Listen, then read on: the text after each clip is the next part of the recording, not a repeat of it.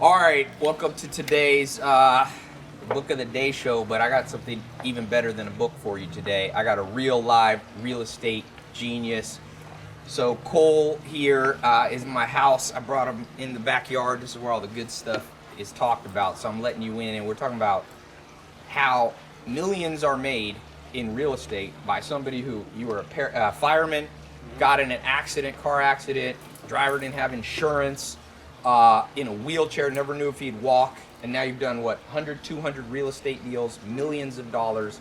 Also teaches stuff, sold over $100 million worth of products. And so I want to talk for a second about real estate. Now, here's the deal. On YouTube and my podcasts like this, I don't put all my stuff just because I have lots of stuff that's only for people in the premium programs, my Accelerator 67 steps. So I've just been recording for an hour and a half with Cole. It's so good, and I don't like to put super long stuff on YouTube because people are like ADD. So if you're in the Accelerator program, you can hear the full version. But this is so good that I was like, I got a lot of 12-year-olds watching. This is the stuff that you need to know. And we've got a friend of yours, a student, Legacy, who's here. He's a professional dancer, danced for Missy Elliott. Last 2 years made 300 grand on the side in real estate. So let's start this one, and you gotta go. This is people you want to hear from are busy. Cole's a busy man, so I convinced him to stay exactly 15 minutes. I'm not gonna do a full 15. You're in a wheelchair. Yep. Not sure if you can walk. Now you millions and millions and millions. What was the first step? You didn't have any money. You got an investor? Hard money, soft money?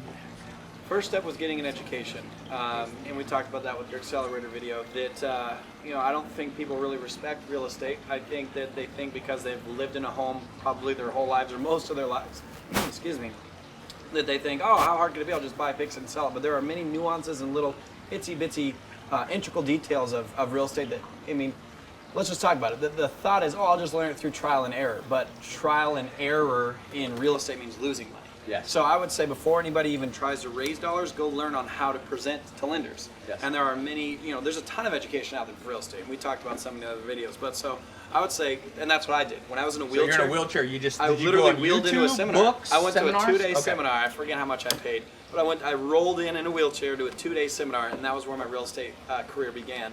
Watching several different speakers on stage. And some of them you said weren't even that good, like now looking back, but they got you started. But I was what I could afford at the time, and I was just hungry to learn the industry of real estate. I knew that more millionaires were created in real estate than anything else, and that on paper it's where most people's net worth can be found. So I said, screw it, I'm in, let's do it. And so I started learning how to pitch to people, started building my network by going to different communities where real estate people hang out. What was it, REIA, R-E-I-A? Yeah, REIA, Real Estate Investor Associations. Some are better than others. Some are a complete waste of time. Others are a phenomenal place to network and build your business.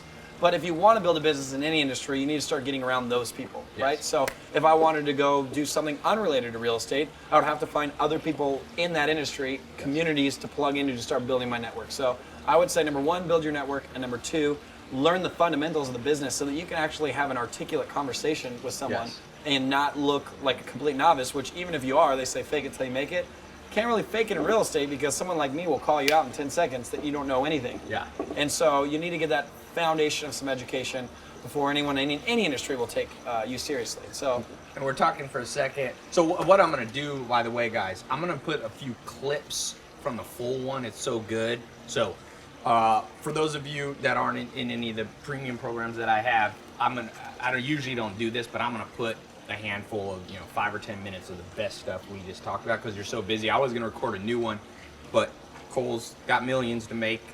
The best advice you get from people is for people that go, I'll tell you a true story of real estate. My buddy did a deal with Donald Trump. So Donald Trump, he said I was sitting outside of Donald Trump's office and Donald Trump was in there screaming at somebody in the phone. He goes, oh man, I don't think this is a good day to meet Donald Trump. Donald Trump, he said I walked in. Originally it was a 20 or 30 minute meeting. Donald Trump goes, I'm busy, you got 30 seconds. And my friend had knowledge. He came correct, as you would say on the street. He came correct, and he impressed Donald Trump and said, go to lunch with me. And so you can't fake knowledge. Yeah. Now, I'm gonna go in this little clips. We're gonna put some clips on. What are future trends? Should you buy a single family property? Should you buy and hold? You give some strategies on that. Should you flip stuff? Should you rehab? You're doing a lot of what? What's your favorite? I buy, rehab, and sell, and then I buy and hold. And kind of mid-level, you said you like. Yeah, mid-level, affordable homes. You know, somewhere that middle-class America could live in comfortably. So what's that price range? Like $200 to $400? Well, it depends. I invest all across the country. So, you know, in Columbus, Ohio, we're talking $120,000 to $180,000 homes. In Southern California, we're talking $500,000 to $800,000 homes, and everywhere in between. But something where, you know, the working class of America can, nothing like this, because, you know, 1/100th of 1% of Americans can buy this, and so I might be stuck holding on to it longer than I want. But something that... Yes, do not try to get a house like this.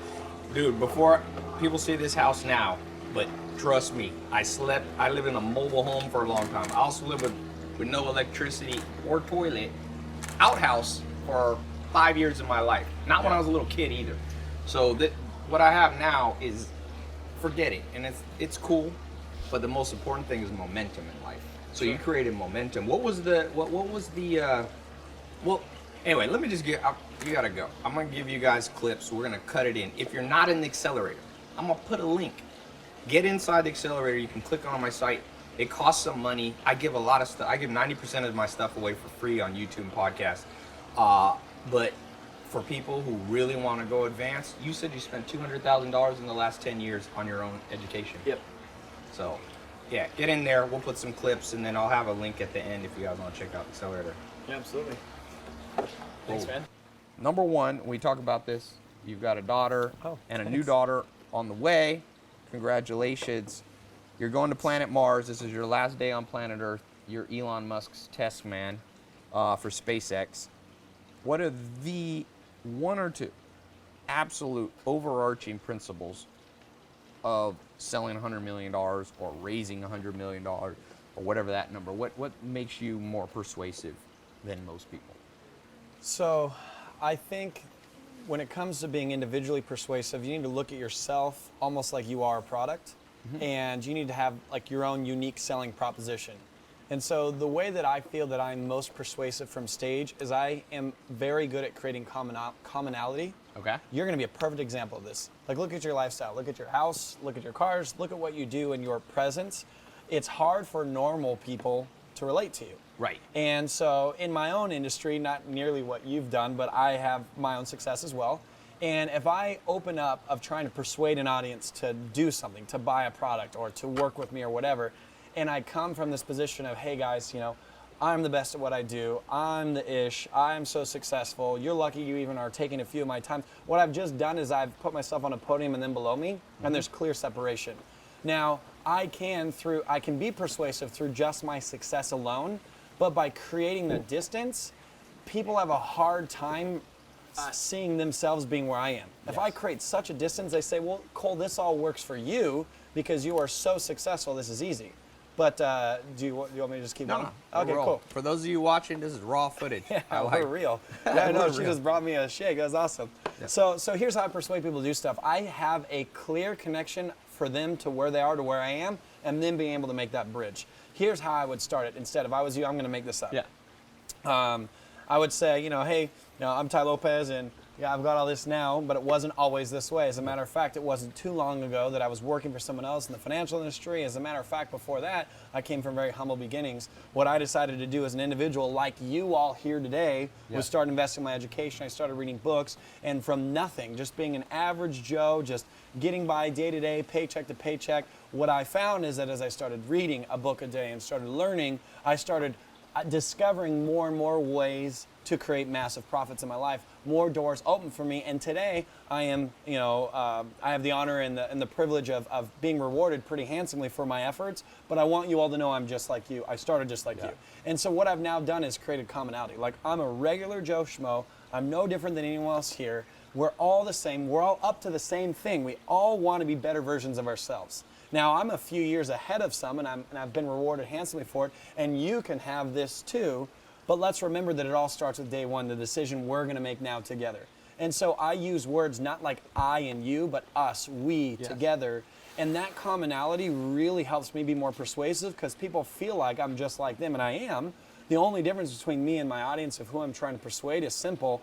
I've been doing the principles that I'm teaching for longer. Yes. What I'm about to talk about, what I'm about to teach, and this is a perfect fit with you with all the accelerating and all the coaching you do, but what I'm about to teach you is what I've been doing in my own life that's gotten me to this. But it wasn't long ago that I was where you are on your side of the screen watching this video. True story. I mean, for me personally, after firefighting ended, when I was sitting in that wheelchair, and thank God today I've had 100% recovery, everything works fine. But when I was in a wheelchair, not knowing if I walk again or whatever, I literally consumed knowledge. I watched videos like yours. I watched everything I could get my hands on, and I just spent devoured. 200 grand on mentors and coaches and conferences. Yeah, that was collectively over the last 10 years. Yeah.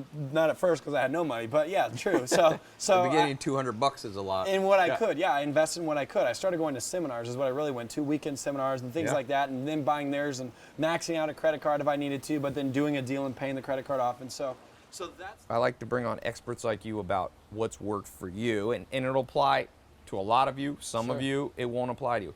What's your take on location? Do you just stick locally to where you know? Do you go national, international? Do you just buy really high end, low end? What do you think? Sure. I think specific to location is determined by your exit strategy. What's your plan? So if I'm going to buy and hold, if I'm going to buy a rental property that I plan to own for 5 or more years, location's everything. Yes. Another part of what I do in real estate is I'll buy, fix, and sell. And although obviously location matters, we in real estate have areas called war zones, right? Okay. Where, that's not picking on the demographic that lives there. All types of people, size, religion, race, live in these communities. But if you are a real estate investor, it's a business. Yeah. And so if you're going to own a business, you don't want to open it in an area where you're not going to have customers. And so when I'm buying to fix and sell, I have a lot less thought of where I am specifically geographically buying. So you'll buy lower income neighborhoods. Or even higher. So let's talk higher. So I can buy a beautiful luxury home here in Los Angeles, buy it and turn around and sell it. I just have to do the due diligence to make sure that there's a market, on the back end. Once I've fixed it up and I'm now remarketing it for sale, and right now with the season that we're in, all things look good. There's really not a price that you can come up with in LA that there isn't someone willing to pay for it. But in the rental market, here's what we saw in like 2008 specifically, and any of your audience who lost money in 2008, here's a lot of what happened. If you were buying at the high end, as our socioeconomic ladder, as people were downgrading because they were losing jobs or whatever, if you were at the top end, you lost a large pool. Where if you were somewhere in the middle, and again, obviously location based on, we're talking middle price point, not necessarily first-time home buyer, but middle price point areas, even if those people were going through the recession and no longer able to afford those, the people that were above them are now downgrading and can. Yeah. And so as far as buy and hold, I would say location matters.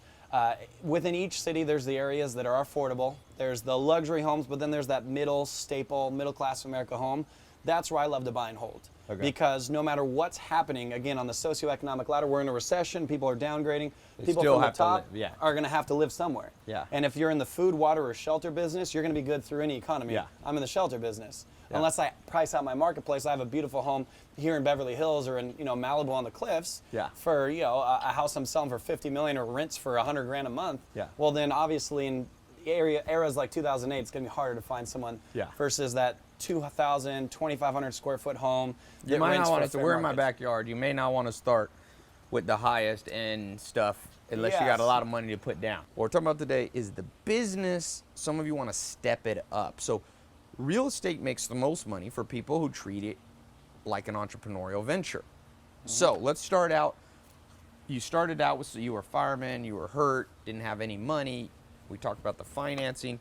If people want to step up the game now, and they want to, make a venture where they're doing this a little more often, maybe full-time, but at least part-time. Let's just start with pitfalls. As you started to go from just one house and you started to go, what are some mistakes that people watching need to avoid right away as you ramp up? I mean, are you borrowing too much money? Did the banks start to freak out on you? Do you get to the place where you're like, holy crap, I need 3 assistants? You start making mistakes. What can people do to avoid that? I'd start with the last one. So what I found is, and what I see is that a lot of people plateau in real estate pretty quickly. Okay. You were talking about scaling essentially. Instead of being 1 or 2 here or there as a hobby, making it a full-time income and then providing the lifestyle you want, so you can buy houses like this one, right? And so what people need to understand very early in real estate is that it is a time-intensive business. It really is. And there's no way around that other than creating systems early. And so what I see a lot of people do is they're hard workers like yourself, they're ambitious, they've got great skill sets, maybe invest in some coaching or whatever so they at least have a direction to go in real estate, and they're doing everything themselves. They're going and walking properties, they're meeting contractors, they're going to suppliers, and they themselves are the kingpin, like the glue that holds their whole business together. And that will work for a while, but then all of a sudden you're going to wake up like I did in 2006 saying I work 7 days a week, 10, 12-hour days, and I can't grow my business anymore. Yeah. And I would see individuals like some of my mentors who are making 100 times more than I'm making, and it frustrated me because here I am working 10, 12-hour days, 7 days a week. How am I supposed to manufacture more time? Yes. Like, I don't get it. I can't. And then I learned pretty early, or not pretty early, sadly, later in my career, but now it's been a while, that I'm only capable of one person's output. And I had a business partner as well, who's my father. The two of us together were only capable of two people's output. Yeah. So we started, number one, integrating technology, which is beautiful about the time that we live in. Yes. Real estate's been around forever. It's a dinosaur. Technology is new and emerging, and we're seeing how to blend the two, whereby using just a basic CRM to handle email responses from inquiries instead of me having to hammer away at the keyboard to respond to every single So which person. that's on CRM end. did you like? Were you? So getting started, I just used Aweber, just very simple. Aweber. Yeah, Aweber's a great CRM. There's a bunch out there. Now I'm using RealFlow. RealFlow. Yeah, Okay. RealFlow, Real with an E at the end, Flow. Which is a subsidiary of one of my mentors, Okay. and they're a big conglomerate of everything they own. And Is it real estate specific? It is specific to real estate. So yeah, this is for you to manage contractors. It's for you to manage Everything. real estate tenants too. yeah. There's a property management software within it. So